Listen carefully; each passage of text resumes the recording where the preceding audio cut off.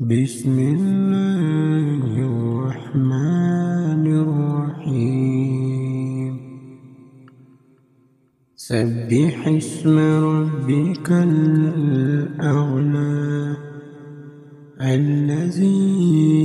خلق فسوى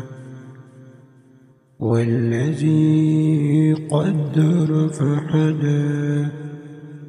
والذي أخرج المرعى فجعله غثاء أحوى سنقرئك فلا تنسى إلا ما شاء الله إنه يعلم الجهر وما يخفى ونيسرك لليسرى فذكر إن نفعت الذكرى سيذكر من يخشى ويتجنبها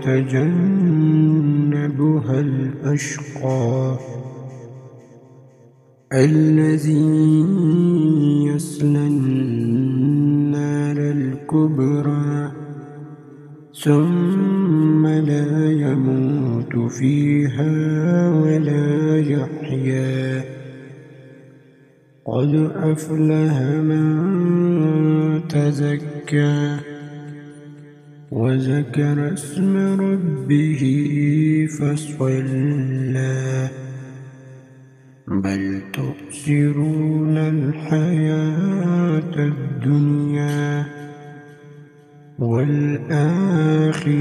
خير وأبقى إن هذا لفي الصحف الأولى صحف إبراهيم وموسى